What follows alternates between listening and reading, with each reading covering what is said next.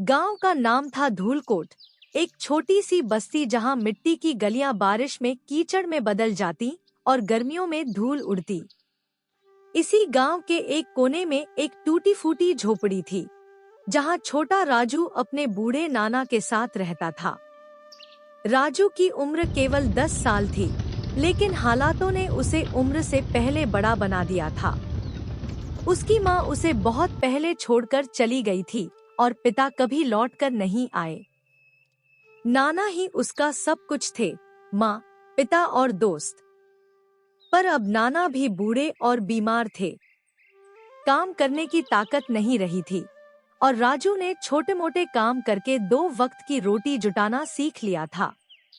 एक शाम आसमान पर काले बादलों ने डेरा डाल लिया। हवा तेज चलने लगी थी। गांव के बच्चे भागकर अपने घरों की ओर दौड़ रहे थे, लेकिन राजू अकेला खड़ा था, पेड़ की डाल के नीचे, हाथ में एक फटी सी टोकरी जिसमें कुछ सूखी लकड़ियां थी। उसने आसमान की ओर देखा और मुस्कुराया। बरसात आ गई, अब शायद खेतों में काम मिल जाएगा। वह लकड़ियां लेकर अपनी झोपड़ी की ओर चल पड़ा। रास्ते भर मिट्टी की सोंधी महक उसके साथ साथ चलती रही। झोपड़ी के पास पहुंचते ही बारिश शुरू हो गई। नाना ने खांसते हुए पूछा, राजू खाना बना लिया? राजू ने मुस्कुराते हुए लकड़ियां रखीं और कहा, हाँ नाना, आज चावल उबाल लाया हूँ। थोड़ा सा नमक है, बस वही खाएंगे। लेकिन उस रात कुछ अलग था। आधी रात को जब बारिश जोरों पर थी, अचानक तेज हवा चली और झोपड़ी की टपकती हुई छत जोर से हिलने लगी। पुराने टीन की चादरें खड़खड़ाने लगी। एक ही पल में छत का एक हिस्सा उड़ गया। पानी अंदर भरने लगा। राजू जाग गया। नाना की खांसी और तेज हो गई। मिट्टी की दीवारें भीगकर गलने लगी और एक कोना गिर गया। नाना, हमें बाहर जाना होगा। राजू घबरा गया। बेटा, तू कहीं ऊंचाई पर चला जा, मैं यहीं रह लूंगा। बूढ़ा शरीर है, कुछ नहीं होगा। नहीं नाना, हम साथ चलेंगे। राजू ने अपने पुराने कंबल में नाना को लपेटा और एक बांस की छड़ी लेकर झोपड़ी से बाहर निकल आया। बारिश इतनी तेज थी कि सामने कुछ दिख नहीं रहा था। तभी राजू को एक ख्याल आया। गांव के पास एक पुराना बरगद का पेड़ था। उसका तना मोटा था और शाखाएं इतनी चौड़ी थी कि कई लोग उसकी छाया में बैठ सकते थे। बचपन में माँ उसे वहां लोरी सुनाने ले जाती थी। वही जगह अब शरण बन सकती थी। राजू ने नाना को पीठ पर उठाया और कीचड़ से भरे रास्तों पर धीरे धीरे उस पेड़ की ओर बढ़ चला। पैर फिसलते, कपड़े गीले हो चुके थे, लेकिन उसके इरादे मजबूत थे। बरगद का पेड़ गांव के सबसे ऊंचे हिस्से में था। वहां पानी नहीं भरा था और उसकी शाखाएं बारिश से बचाने लायक थीं। राजू ने नाना को एक मोटी जड़ के सहारे बैठाया, खुद पास बैठा और कंबल ओढ़ लिया। बारिश गिरती रही, पर पेड़ की मोटी पत्तियों ने उन्हें बचा लिया। नाना धीरे धीरे बोले, बेटा, तू बहुत बहादुर है। राजू ने सिर झुकाया। मैंने कुछ नहीं किया नाना, ये पेड़ है असली हीरो। अगली सुबह जब बारिश धीमी हुई और सूरज बादलों के पीछे से झांकने लगा, राजू की आंख खुली।